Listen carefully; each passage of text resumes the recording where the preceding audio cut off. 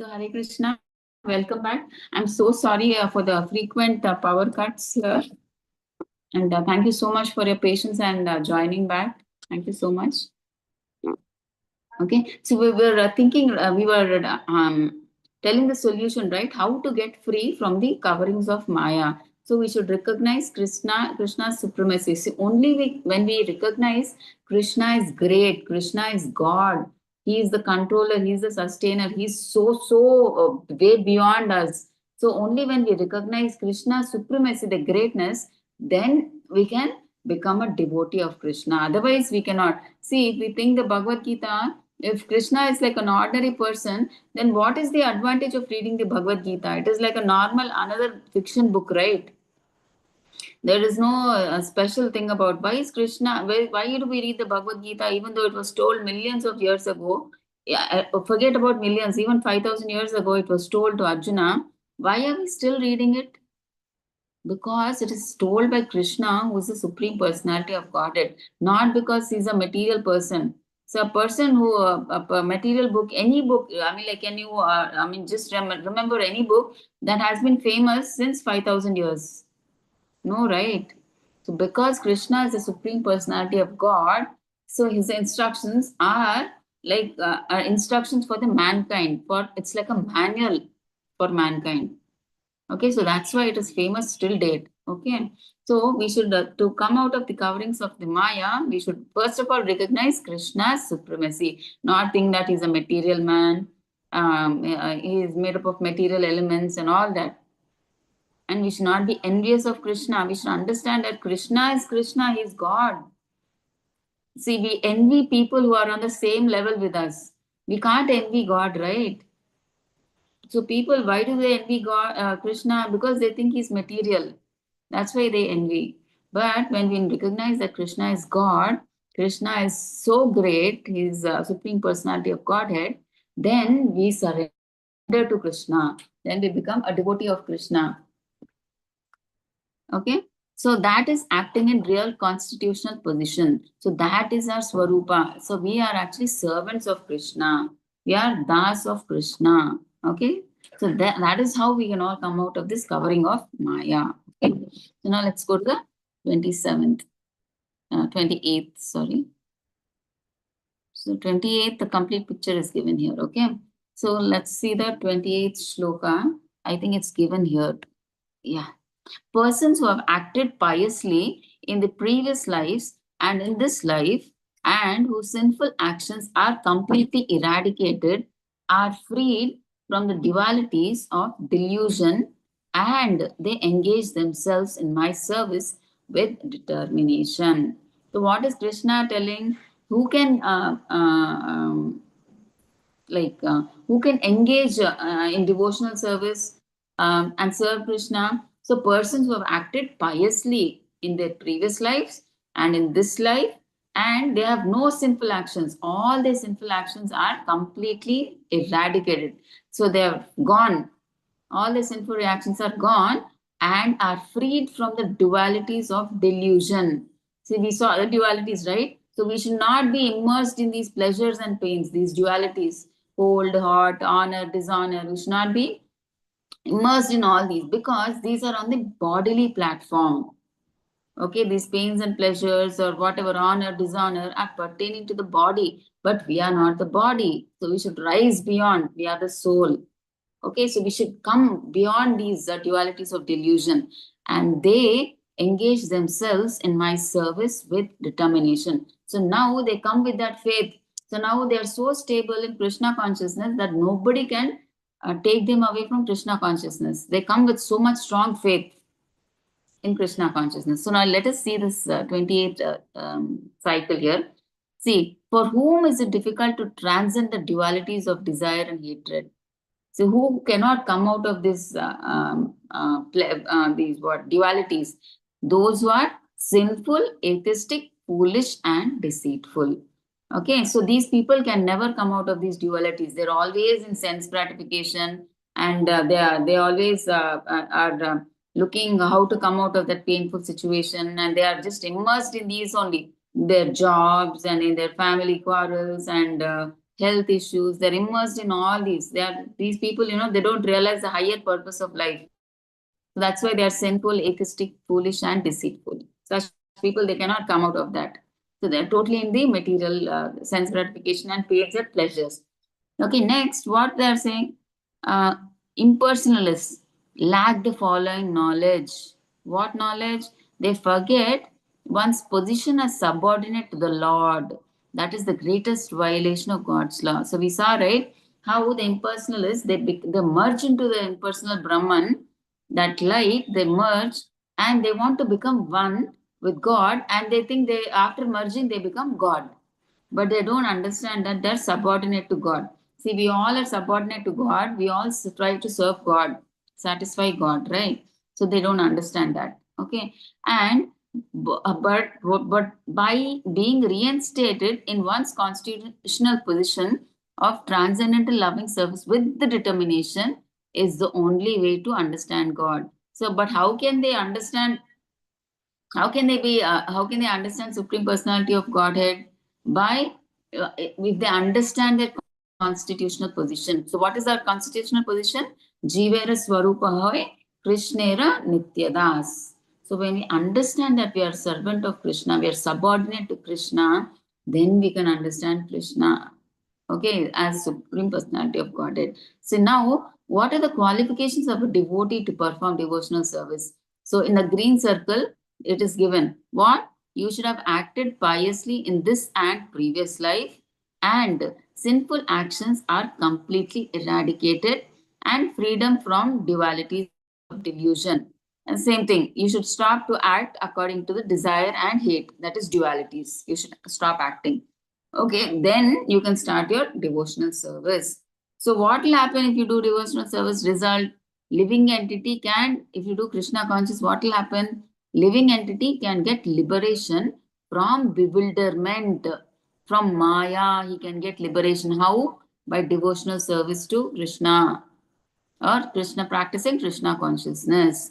So the only way we can get liberated from this material world or Maya or this bewilderment of dualities is by doing devotional service or practicing Krishna consciousness.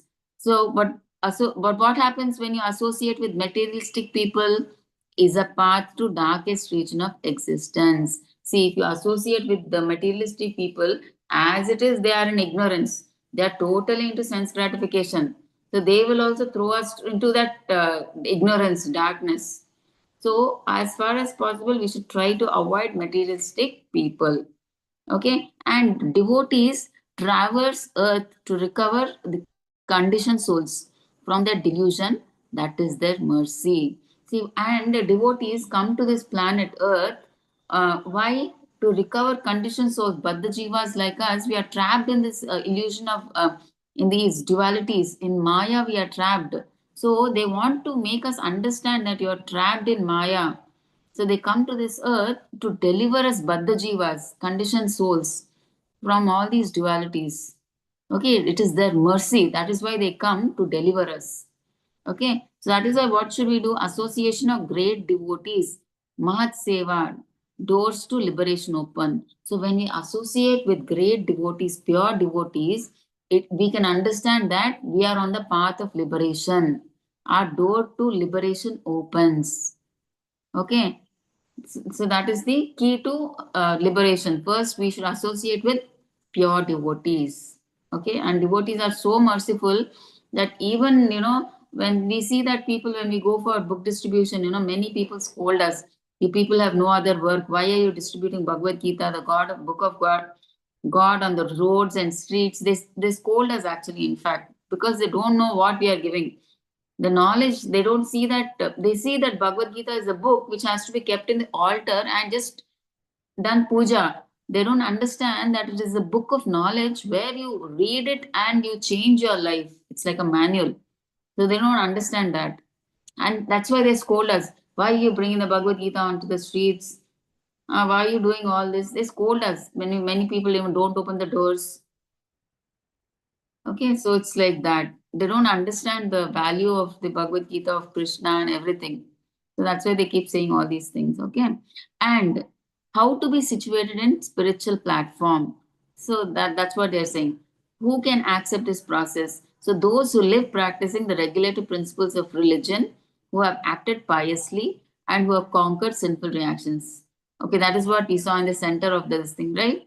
So if you are free from, we have acted piously in this life and the previous life, and we are free from sinful actions. So that is the I mean, like prerequisite. Okay. And after that, what happens? Next step is gradually they can meditate in trance on the Supreme Personality of Godhead. Okay. So that is the next step. They are in trance. So they meditate on the Lord. And what is the best? See, these are, meditation is done on the super soul, right? These dhyana yogis, they do all this process. Okay. They meditate on Paramatma in their heart. Okay. But what is the best process? The best process is, even above Dhyana Yoga, is what? Bhakti Yoga. The best process is, this elevation is possible in Krishna consciousness in the association of pure devotees. Okay. So when we practice Krishna consciousness in the association of pure devotees, the doors to liberation are open. So that is the best and easiest process for us. See, you, after you've heard the Dhyana Yoga in the 6th chapter, right? So you can understand, is Krishna consciousness easy or Dhyana Yoga? See, Dhyana Yoga is, you have to go to the forest, you have to sit properly with a straight neck, your eyes half closed, half open, and it has to be focused in the center of the eyebrows. Your breathing movements you have to see, and all the chakras are there. Chakras from the abdomen, below that abdomen have to come to the abdomen, abdomen to the chest, and chest to the throat, and throat to the, in between your eyes. There's one more chakra, and above the head there is one chakra. It has to come. So much practice you have to do. So many yoga practices you have to do. That is so difficult. So instead of that, Krishna consciousness is so easy. You just have to chant Hare Krishna mantra, minimum 16 rounds, read the Prabhupada books, have prasadam, honor prasadam, hear senior Vaishnavas. We can do this all at the comfort of our home. So easy it is. And so fast also, Bhakti Yoga. Okay. So we should, I mean, like, these are the qualifications of a devotee to perform devotional service. Okay. So let's go to the next one. 7.29 Jara Marana Mokshaya Mam Ashritya Yatanti Ye Te Brahma Tad Vidhu Kritsnam Adhyatmam Karma Chakhilam. Intelligent persons who are endeavoring for liberation from old age and death take refuge in me in devotional service. They're actually Brahman because they entirely know about transcendental activities. Okay, so Krishna is telling, see, intelligent persons. Okay, those who are not intelligent, what do? They worship the demigods. Some are impersonalists, some are atheists. But what do the intelligent persons do who are intelligent and they want liberation from old age and death? They do devotional service of me, Krishna is telling. They take my devotional service, and these people are actually in Brahman. So here Brahman means what? It does not mean spirit soul. Here Brahman means they are it's a devotional term here. They are saying the Brahman means they practice Krishna consciousness and they go to the Goloka planet. Okay.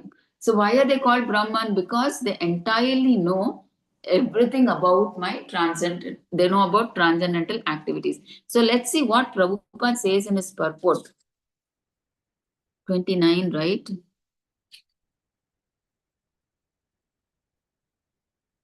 Yeah. See, at what Prabhupada says is, please listen, I'll be reading. Four kinds, we saw right earlier, four kinds of impure devotees who engage themselves in the transcendental service of the Lord, achieve their respective goals, and by the grace of Supreme Lord, when they are fully Krishna consciousness, they actually enjoy spiritual association with the Supreme Lord. Right? So what is Prabhupada saying? Those who are impure also, four miscreants we saw, right?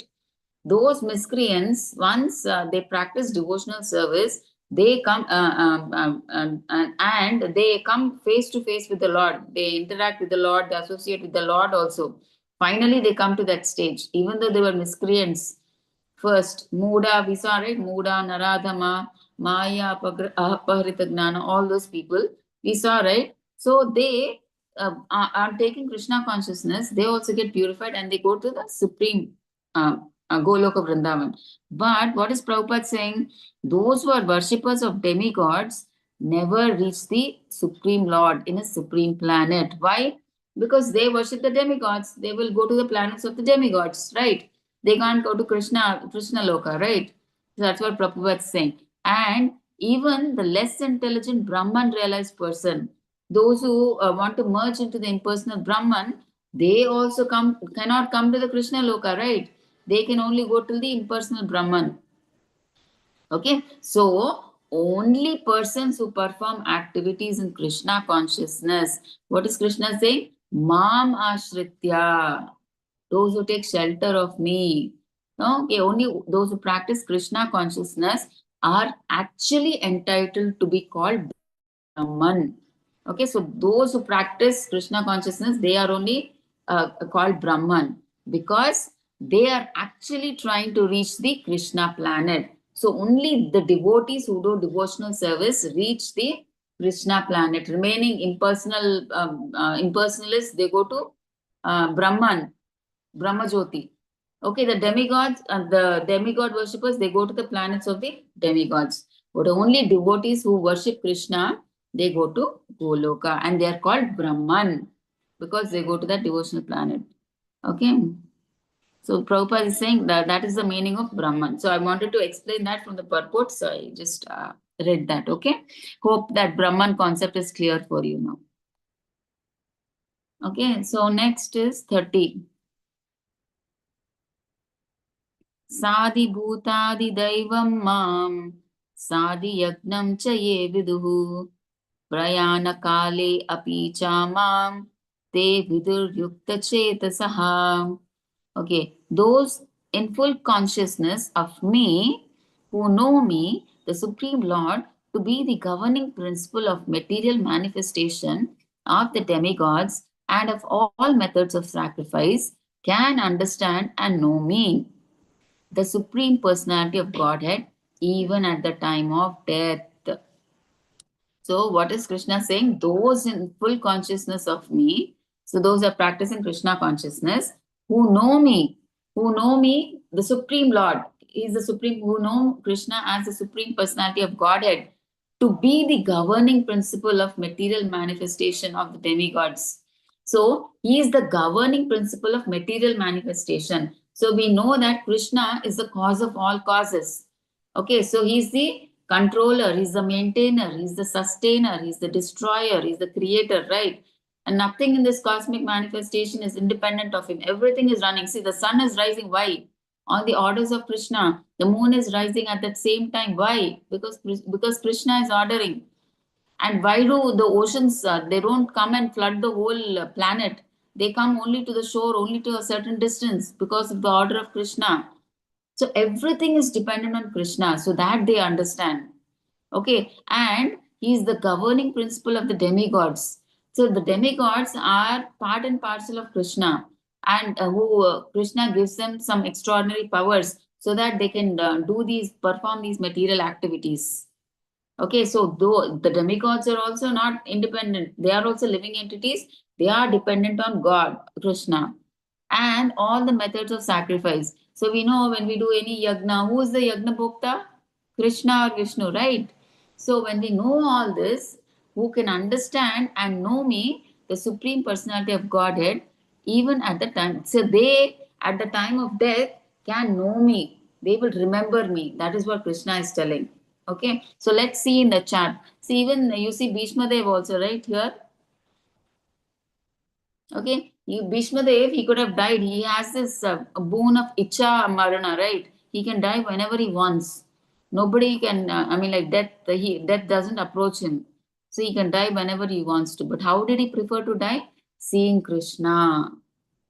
Okay, Krishna was in front of him. Seeing Krishna, he left his body. Okay. So now let's see the chart. Okay, so devotees can know Krishna at the time of death and go back to him. How? Okay, surety of a person acting in Krishna consciousness. So first, what happens? See, he is never deviated from the path of entirely understanding. So, first, a person who comes to Krishna, first initially in the beginning stage, how is he? Okay, he is like he's Dridhavrata. You see in the left side, right? Dridhavrata. He has this determined faith. See, beginning of bhakti, where how a neophyte devotee comes to Krishna consciousness, he has that faith in Krishna that okay, Krishna is the supreme personality of Godhead. That is the main reason they can come to Krishna consciousness. Otherwise, they cannot come. They have that firm faith, determined faith that Krishna is the supreme personality of Godhead, and then they start their bhakti. Okay, then they start their chanting, their reading scriptures, hearing to Vaishnavas, doing seva, everything. If they have that Dhrida Vrata, if they're determined, they have that faith, connection that simply by hearing and glorifying Supreme Lord, all the objectives will be fulfilled. So they understand that by doing devotional service, just by pleasing Krishna, all our objectives are satisfied. So everything that we require is done. So that is the sum of that is the what do you say outcome of our life. We are giving our best. That is satisfying Krishna. So they understand that, and they simply hear in the initial stage. They are just hearing and glorifying, chanting Lord's names. Okay. So then they come with that firm faith. Next, what happens? They in the beginning they association of devotees. So once they have that faith, Krishna gives them the opportunity to associate with devotees. Okay, they try to understand Krishna in transcendental association. So, what do they understand about Krishna? Understand Lord as governing principle of material manifestation, and even we saw just now, right? Adi Bhuta, Adi Daiva, Adi Yagna. Adi Bhuta is he is the governing principle of material manifestation. We saw Krishna is the cause of all causes, the controller, maintainer, destroyer, everything. Okay, and Adi Deva is the governing principle of demigods. So he gives demigods different powers so that they can govern the material world and to do some material activity of the world. Okay, they are part and parcel of Krishna and they are living entities who serve the Lord, but they have some extraordinary powers which are given by Krishna to execute some material tasks. Okay, and Adi Yagna, so governing principle of all methods of sacrifice. So Krishna or Vishnu is the Yagna Bhokta. Okay, so when they know all this, gradually they become convinced of the supreme personality of Godhead. So then, real seeing all this, they understand, oh wow, how great Krishna is. He's God. And then they begin to surrender to Krishna and they do their devotional service to Krishna. Okay, so practicing, what happens? At the time of death, he can never forget Krishna and is promoted to Goloka Vrindavan. At whatever stage we are, we should practice Krishna consciousness. It is never too late for us to practice Krishna consciousness. Okay, so the more we practice, the more we remember Krishna at the time of death. It's not that you don't practice Krishna consciousness now and at the time of death you'll be able to remember Krishna. No, that never happens. For that, it's like our whole life is like an exam for us, and death is the whole life is preparation. Death is the exam for us. Are we able to remember Krishna at death? For that, our whole life is a preparation. Okay, so this is what is said. Okay, so devotees can know Krishna at the time of death and go back to him because they know Krishna is supreme personality of Godhead, and we surrender and we do devotional service, because of which at the time of death we are able to remember Krishna. Okay, so seventh chapter is over, and now let's go to eighth chapter. Okay.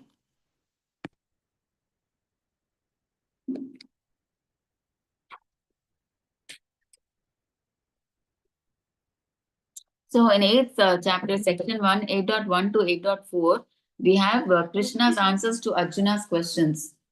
Arjuna asks 8 questions, okay, and Krishna answers them, okay. And in section 2, remembering Krishna at the time of death. So that is one of the question Arjuna asks, and Krishna says what is the solution for that. Okay, and section 3, 8.9 to 8.13, how to remember Krishna through dhyana yoga, through meditation.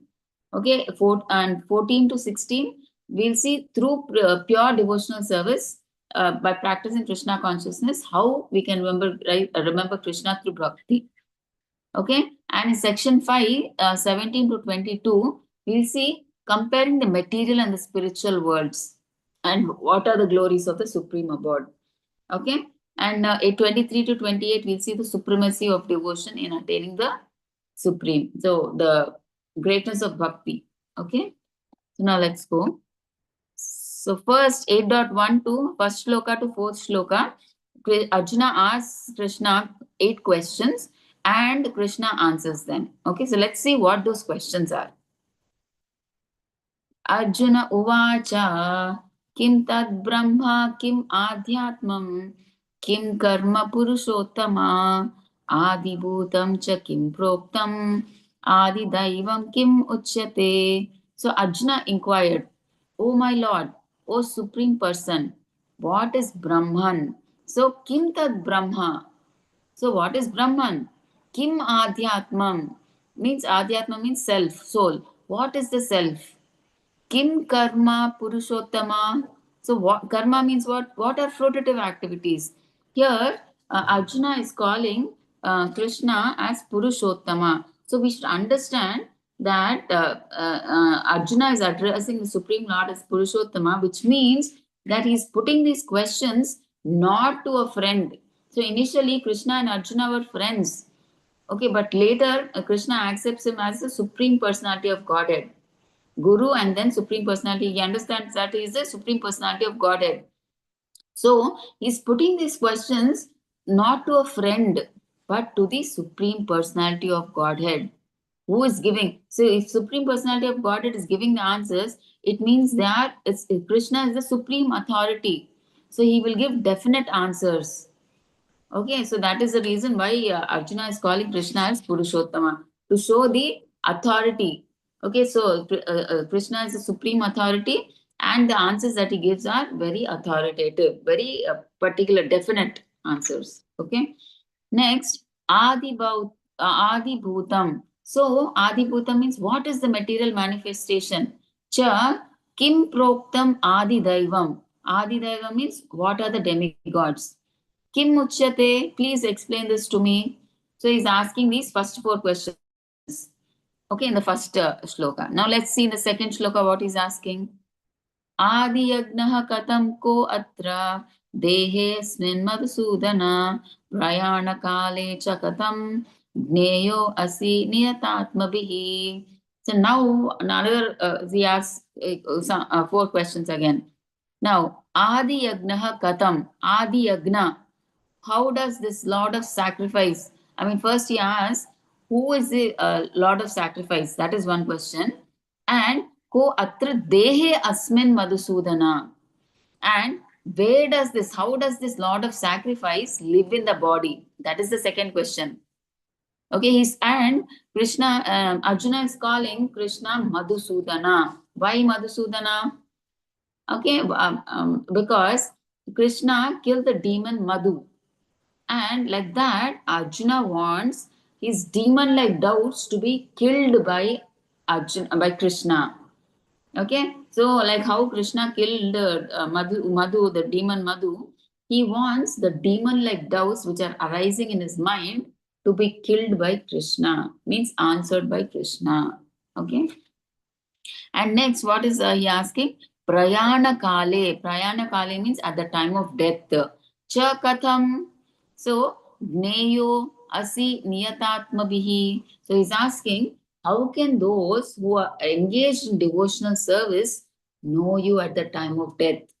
So, what will happen to them? See, those who do bhakti, how do they, I mean, like, know you at the time of death? See, the main reason why we are practicing Krishna consciousness or we are doing sadhana, that is at the end of our death. I mean, when our life is getting over, we want to remember Krishna and we want to go back to Krishna. That is why we are practicing all this, right? Not just for fun. Why are we so serious in bhakti, in spiritual life? Because we want to see Krishna face to face. We want to serve Krishna there. We want to go back to Godhead. This is not some fun business, right? This is very serious business. Okay, so we should take it very seriously. So Arjuna is asking, How can those people who are engaged in bhakti know you at the time of death? So he's asking such nice questions. See, so this is like further enhancing, like what? Intelligent persons who are endeavoring for liberation from old age and death. We saw, right, 7.29. Old age and death, they take refuge in me in devotional service. They are actually Brahman because they entirely know everything about transcendental activities. So that's what Krishna is telling. They take up devotional service and they get liberated and finally they come to me. And next 7.30 also we saw, right? Those in full consciousness of me who know me, the Supreme Lord, to be the governing principle of all these, they surrender because they come to know that Krishna is the cause of all causes. They surrender to Him and they practice devotional service, and at the time of death, they come back to Him. That's what Krishna is saying. Okay, so these are the 8 questions that Arjuna asks, and Krishna answers, which we will see here. First, we'll see the answer what Krishna gives, and then we'll come back to this chart. Okay. So this is the third one where Krishna starts giving the answers. Sri Bhagavan Uvacha Aksharam Brahma Paramam Swabhavo Adhyatmam Uchyate Bhuta Bhavodbhavakaro Visargaha Karma Samgnitaha. So the Supreme Lord said, Aksharam, indestructible, Brahma, Param. Paramam means transcendental. Okay, so what is Krishna telling for the first? The indestructible, transcendental living entity is Brahman. So Arjuna asked, right, who is Brahman? So it is the transcendental, indestructible living entity. So we know, right, soul is like indestructible. We cannot destroy it. And it is like eternal, transcendental, Sachidananda, right? So that is called Brahman. So the soul, a transcendental living entity, is called Brahman. And what is his Swabhavo? Swabhavo Adhyatmam. Swabhava means his eternal nature is called the self. Okay? He is the soul. His eternal nature is called the self. Soul, it means that he is beyond the body and the mind. He is soul. That is his nature. He is not the body or the mind. He is the soul. And action pertaining action pertaining to the development of these material bodies is called karma or fruitive activities. See, what is karma? See, depending on the activities that we do in the present world, we get a different kind of body. Depending on the actions that we do now, we are responsible for the body in our next life. Okay, so that is called karma. Okay, that is what Krishna says. Okay, this is 3. See, like here they're saying, right? If you are always like, how karma works is like, 1 second.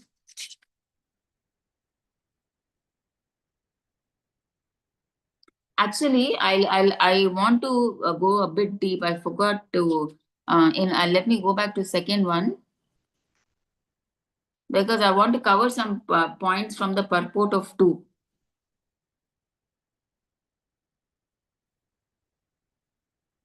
Okay, so I'll just read from the purport because I want to cover everything. I just don't want to rush. Okay, let's take our time, but do everything in detail. Okay, let's not miss the points, especially of Prabhupada's purport, which are very important for us. Okay, so in the second thing we saw, right, this is very important for us. Actually, in this chapter, Prabhupada, I mean, like, because gives Krishna gives more focus on this.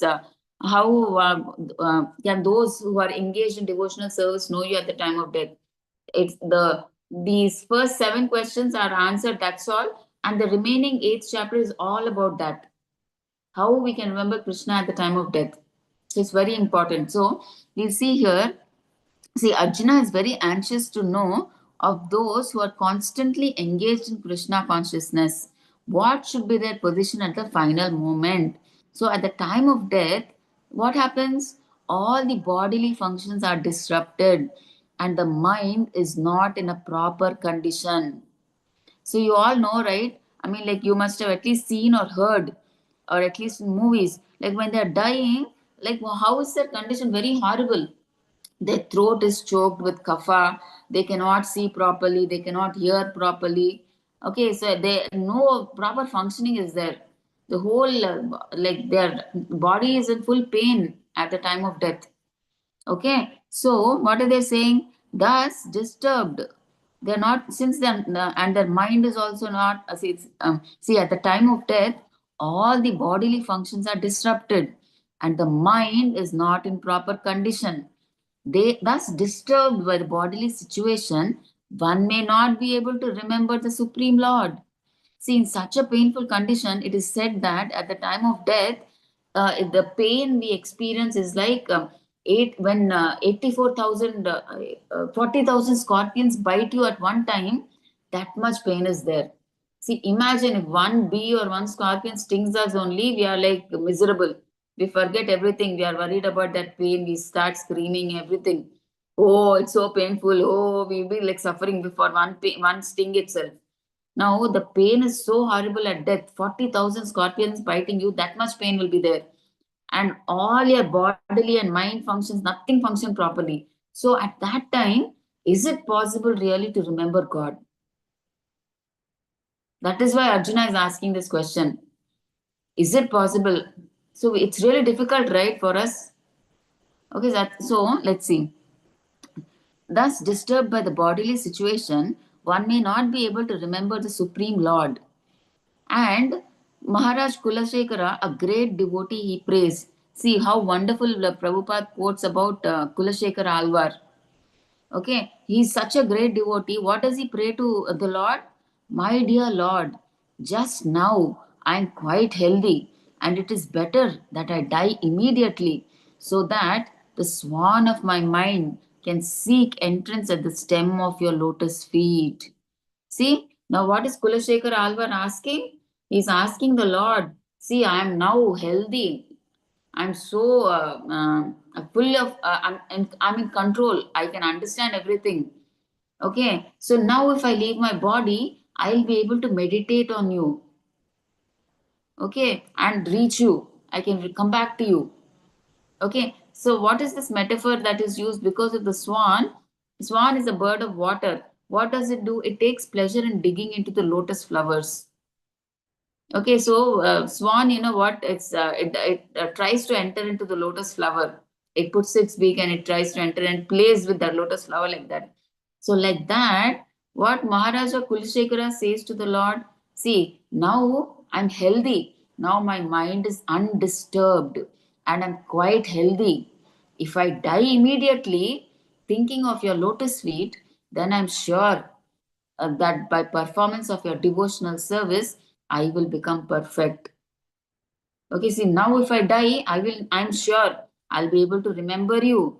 I'll come back to you. But if I have to wait for my natural death, okay, then I do not know what will happen. Because at that time, the bodily functions will be disrupted. My throat will be choked up, and I do not know whether I shall be able to chant your name. Better let me die immediately. See, that is what Kulashekar is saying. See, what is Kulashekar Alvar saying? He's saying, see, Krishna, see, now I'm healthy. I can remember you. See, let me die now. So then I can remember you and I can come back to you. I can do your devotional service. But if I wait for my natural death, that is when I'm old, then I don't know whether my mind will function properly at that time or not, or whether my body will allow me to chant your name or not, because my throat will be choked up. I don't know. Okay, so please let me die when I'm healthy so that I can remember you and come back to you. See, so nicely he is praying to the Lord. Okay, so it is so difficult to remember Krishna at the time of death. So that is the reason Arjuna is asking this question. How a person can fix his mind on Krishna's lotus feet at the time of death. Okay, so this point I wanted to explain. Okay, so I just came back. Okay. So that to explain the importance of the question, why Arjuna asked that question. Okay. So now third one. Also, I wanted to cover some points. Okay, we were talking about karma or fruitive activities, right? See, to attain to doing karma is means what, or fruitive activities is we do some pious activities which are mentioned in the Vedas to get some, with the expectation of some result, right? See, if we want to go to material planets and enjoy the facilities, we perform yagna. Okay, but what happens when we go to, when we attain heavenly planets, when our pious credit is over, we again come back to earth in the form of man, right? So this process is called karma. So what are we saying? How do we come back? See, when our pious credit is over, we are saying that we'll come back to the earth as man. How? That's a very interesting process. I'm not sure whether you heard it or not. Prabhupada tells us like how we come back in the form of man after a pious credit from heavenly planets is over. So let's listen. Prabhupada says, see, when the merit of sacrifice is exhausted, the living entity descends to the earth in the form of rain. You got it? See, we come to the earth. See, when a pious, when we go to heaven and the pious credit is over, we have to come back to earth. So how do we come back to earth? In the form of rain. Okay. Then when rain falls, rain what does rain do? Rain falls on grains, and grains, when grains are eaten by whom? Man, and that is transformed into semen. See, when man eats, that is transformed into semen, and the semen is impregnated into a woman, and thus the living entity once again attains a human form.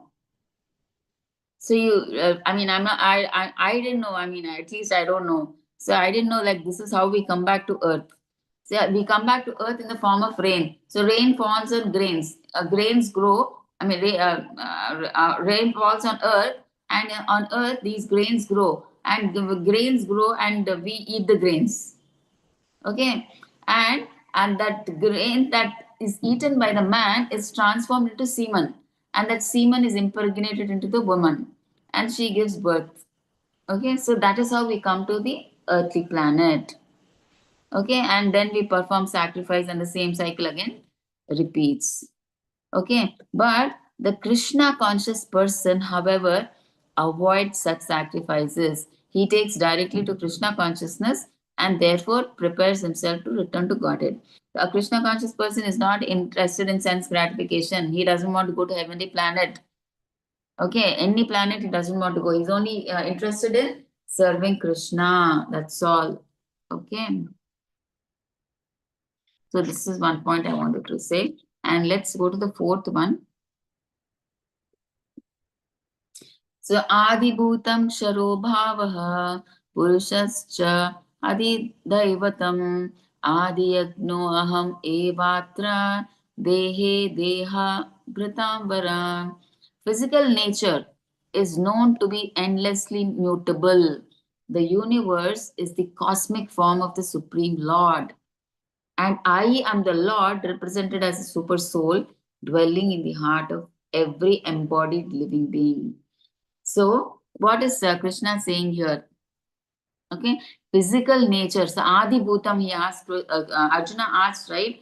What is Adi Bhutam? So, what is Adi Bhutam is what is material nature? So, for that, Krishna is telling the material nature is, its physical nature is known to be endlessly mutable. Means this material nature is constantly changing. Okay. See, I mean, like in this material nature, whatever, like it has a start and an end date. Okay. And it in between, it changes, it keeps changing. For example, you buy a cell phone. See, the validity, maybe suppose it is there for 2 years or 3 years, this validity of cell phone. See, the first few months, it may work well as expected. Now, slowly in the third or fourth month, and then it starts deteriorating, yeah, as time passes. And finally, after 2 3 years, it may stop working or something. There is some problem. So there are changes. It is prone to change. Like that, our material body also, it passes through 6 stages. They are born, they grow, they remain for some duration, they produce some byproducts, they dwindle, okay, and then they vanish. That is, they die. Okay, and the next, Arjuna asks what? Purushas cha Adi Daivatam. So he asks about Adi Daiva.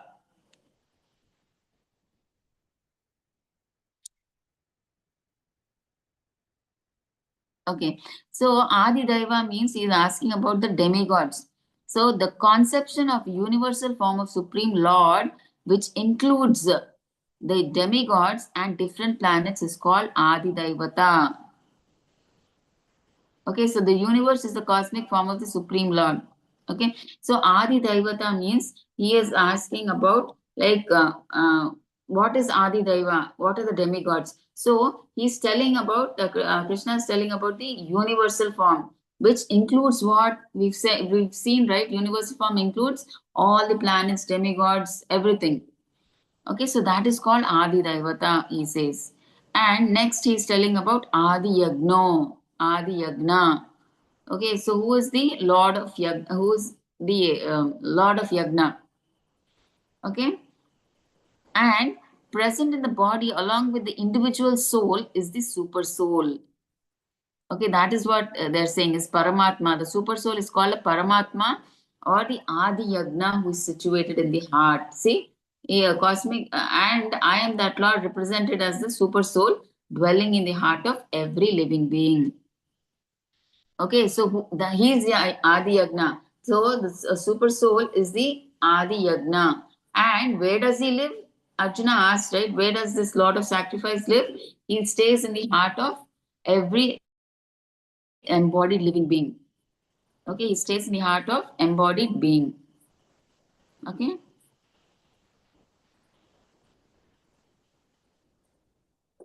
And what does the super soul do? He witnesses the activities that we are doing.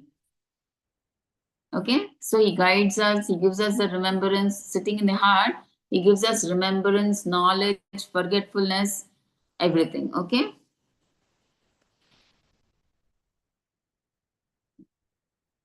and if you when we read the universal form, did we finish that chapter? 1 second. Yeah, I think we finished the universal form, right? No, no, no. I think it comes in Srimad Bhagavatam. Okay, fine. So actually, in Dhyana Yoga, if you see, those who are meditating on super soul, initially they don't directly take up meditating on the super soul.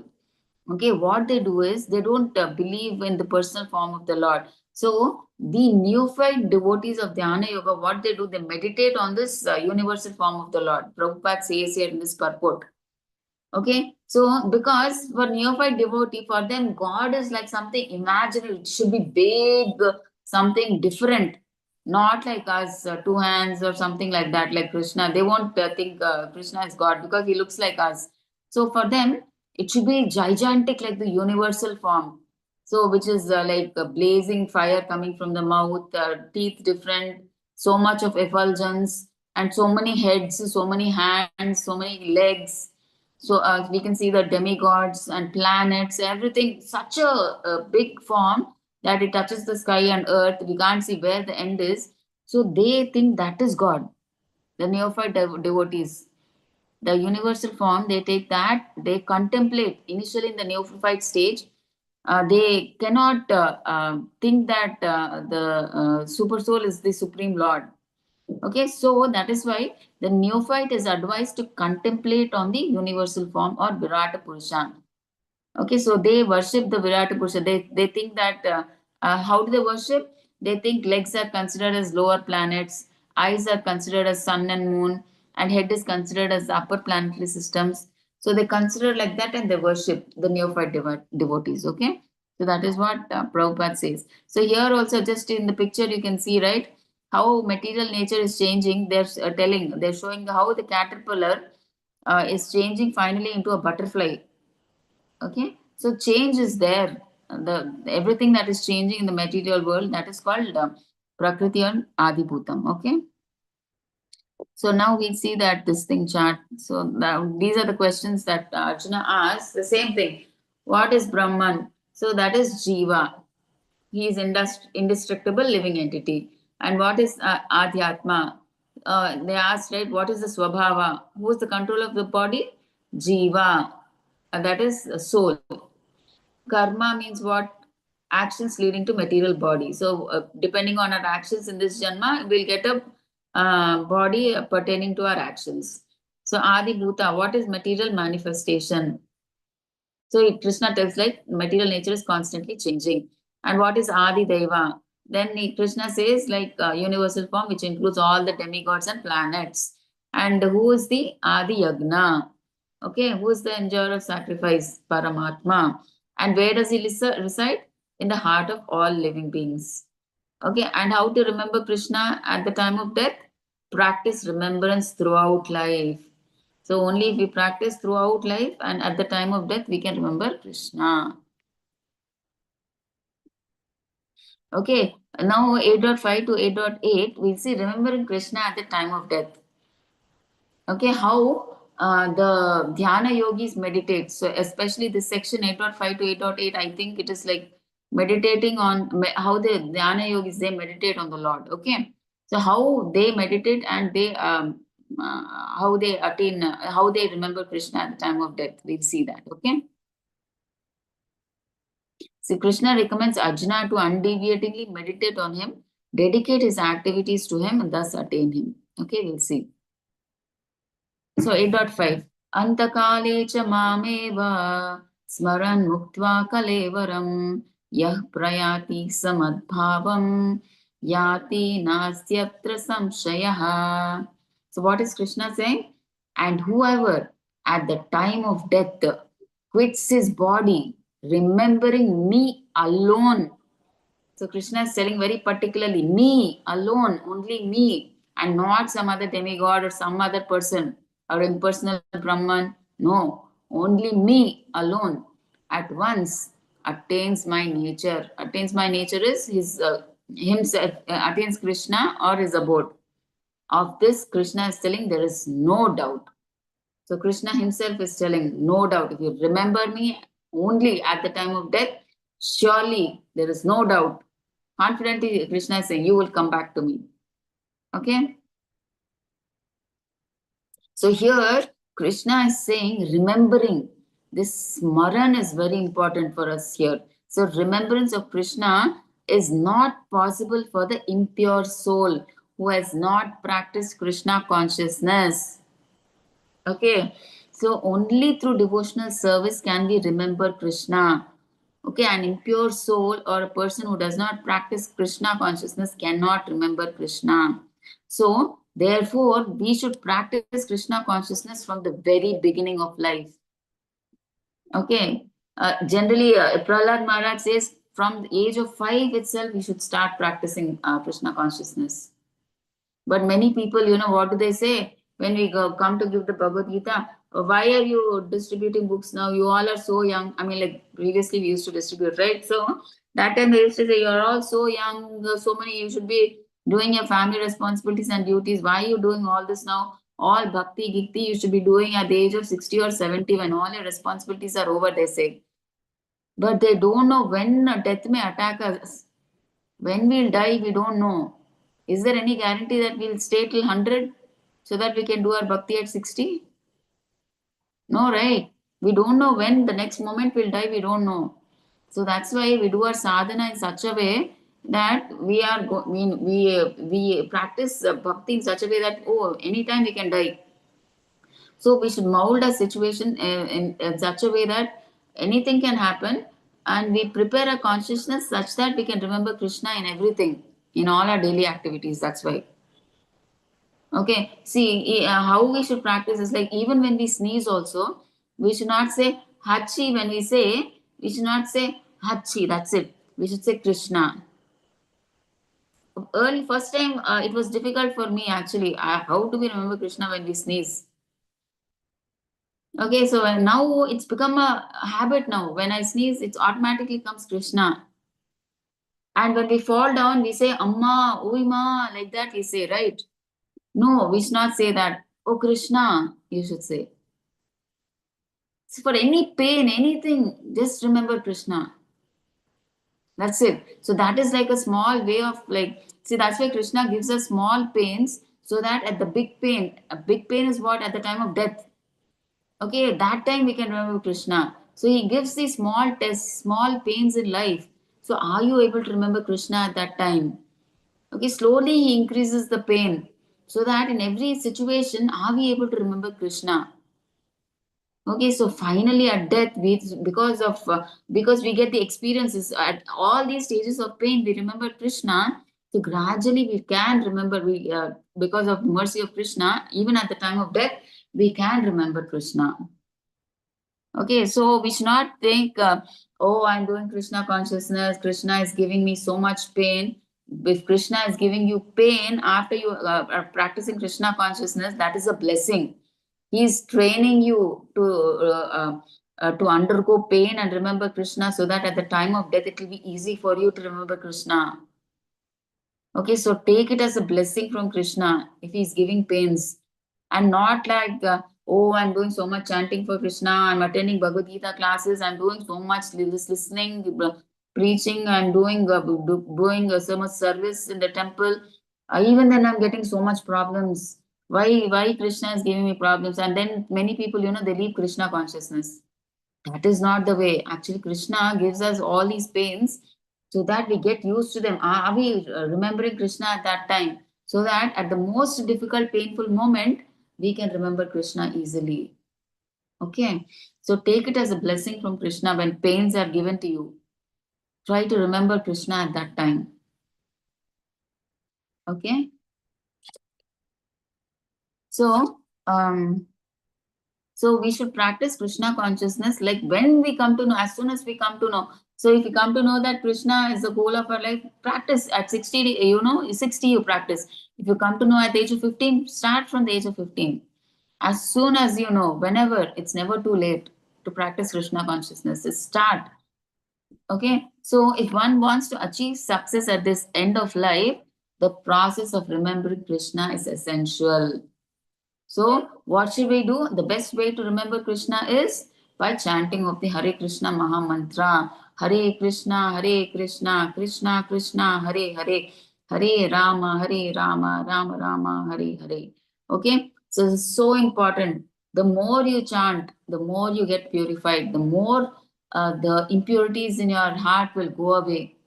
Your natural consciousness, your love for Krishna will awaken. It's actually dormant. We have love for Krishna, but it is dormant. It is sleeping inside. So only by chanting of the Hare Krishna mantra, it will awaken.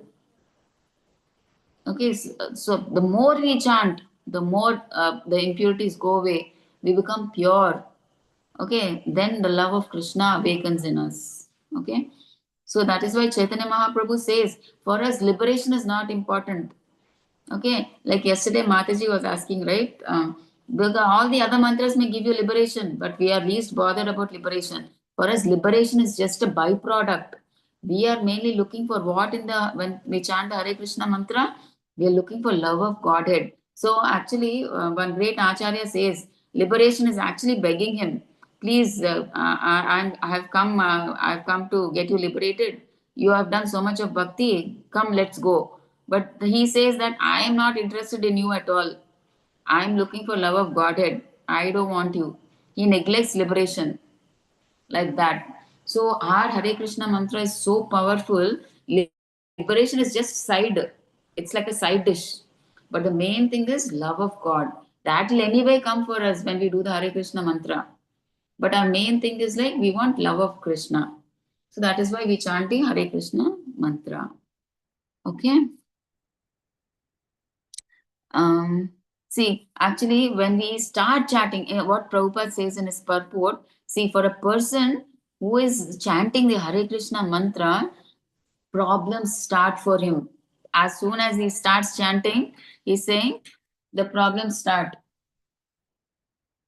Okay, so there may be so many impediments for a person who's chanting Hare Krishna. Nonetheless, tolerating all these impediments, one should continue to chant Hare Krishna. Why? so that at the end of one's life, one can have the full benefit of Krishna consciousness. So you got it. So many of you may be thinking, after chanting Krishna consciousness, I mean Hare Krishna mantra, we are getting many painful situations. Why? Have any of you experienced? Okay, many people tell this. I've heard. See, one before chanting, I was much better. After chanting, I'm getting so many problems. It's better I leave this Krishna consciousness and this chanting. I will go off. No, that's what Prabhupada is saying. We should tolerate all the impediments. See, nonetheless, you should tolerate all these impediments. One should still continue to chant Hare Krishna. Why? So that at the end of one's life, one can have the full benefit of Krishna consciousness. It's not that after chanting, I'm getting pain, I will leave Krishna consciousness and go away. You will get impediments only after you start chanting. That is a test for you. Krishna is testing you. At the time of pain, will you remember him or will you give him up and go away? Then Krishna also will give you up. Okay, so but still, even though the impediments are there, we should tolerate. We should still continue our chanting so that at the time of death we can remember Krishna. So that is important. Okay, so that's why I wanted to read all these purports. If I just say that remember, you have to remember Krishna at the time of death, you have to practice, and just say that will not be enough, right? So I wanted to tell in detail. Okay, so this is 8.5. So Krishna is saying, they come to me if. They remember Krishna alone and not anybody else, not any demigod or impersonal Brahman. Only if they remember me, they will come back to Goloka. They will come back to him. Okay. So now 8.6 we'll see. Ahani bhutani gachanti ha yamalayam seshah stavaram icchanti kim ascharyam atah param. So actually, this is a shloka from Srimad Bhagavatam, where what all of us think is given here. Actually, Dharmaraja, Yudhishthir, asks Yamaraj one question about that. Like, what is this? Just give me some question. Like, he asked some question. I'm not sure, but the answer is this. What is the frequent thing that happens? Something like that he asked. Wait. What is the most wonderful thing in this world? He asks Yamaraj. Dharmaraja asks, what is the most wonderful thing? So what he says, hundreds and thousands of living entities meet death at every moment. But a foolish living being nonetheless thinks himself deathless and does not prepare for death. This is the most wonderful thing in this world. Okay, so what is the thing is we all think, we all see our relatives dying, friends dying, our grandparents dying, near and dear ones dying. But what do we think? Oh, they are foolish. They died because they didn't get this doctor. I will go to America. I will get my treatment done there. They think they are deathless, and they don't prepare for death. They think I have money. I will bring experts from America, Australia, London. I will bring and I will not have death. They don't have money, they're ignorant, they don't know anything. That's why they died. I will not die. We will think like that. They have died, I will not die. It's as if we have put Fevicol and we will stay here in this material forever. So that is what Yamaraj says. These foolish people, they think that they will stay forever. Okay, and for them, death is not there. Even though they see many people dying around them. In newspapers, we see, right? Newspapers are relatives, friends, near and dear ones. We see many people dying. Still, we don't take death seriously. In fact, we don't prefer to talk about death. Everybody thinks that, hey, why are you talking about such a topic? It is so demotivating. Why are you talking about death? But no, that is the Prabhupada says that is the most important topic. See, death is like an exam for us, for which our life is a preparation. If we don't prepare our life for death, Like at the time of death, if we remember our relatives, we'll be born again as in the material world among them as a lizard or as a dog or as a snake or as what not, insect. We don't want that, right? So we want to prepare our consciousness right from now at the time of death so that we remember only Krishna. For that, we have to practice now. Okay, so that's what is being said. Okay. So now let's go to the next shloka, sixth shloka. Yam yam vapi smaran bhavam tyajati ante kalevaram tam tam evaiti kaunteya sada tad bhava bhavitaha. So what is Krishna saying here? Whatever state of being one remembers when he quits his body, that state he will attain without fail. So, what is Krishna trying to tell here? The main thing is like, see, whatever we do throughout our life, at the time of death, everything we'll see as a short reel. See, like if there's a 3 hours movie, if you rewind or fast forward, the whole movie will be over within few minutes, right?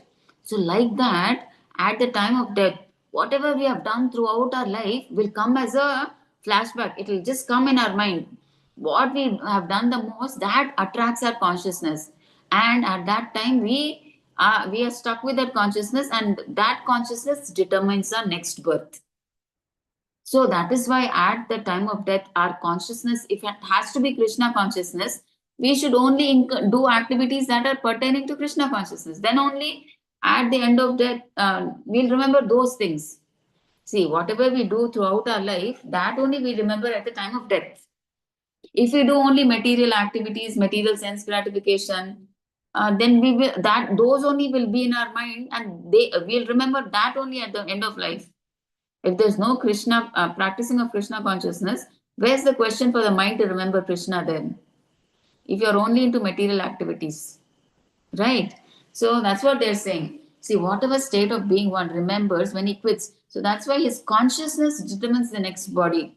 Like you see in the picture, Bharat Maharaj, when he was about to leave his body, he remembers the deer. Oh, my dear, dear, dear. He keeps meditating on the deer. And next Janma, he becomes a deer because he died with the consciousness of that deer.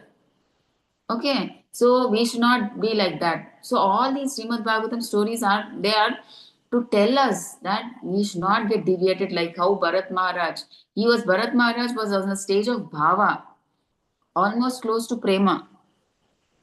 That stage devotee also, yeah, he remembered he got he seeing the deer, he left his body, so that's why he became a deer. Okay, so we should be very careful. So that's what to remember Krishna at the time of death. So we have to practice throughout our life. Okay, so we have to practice throughout. Okay, so we have to practice throughout our life. So if there is no Krishna throughout our life, so where's the question of our mind remembering Krishna at the time of death? So that is what Krishna is saying. So now let's see what Prabhupada says in the purport. See, a person who at the end of his life quits his body thinking of Krishna attains the transcendental nature of the Supreme Lord. So he goes to Krishna. But it is not true that a person who thinks of something other than Krishna attains the same state. Okay, so only if you remember Krishna can you go back to Krishna. And not if you remember some demigod or impersonal Brahman or something else. Okay. So this point we should note very clearly, only Krishna, okay? So how one can die in a proper state of mind?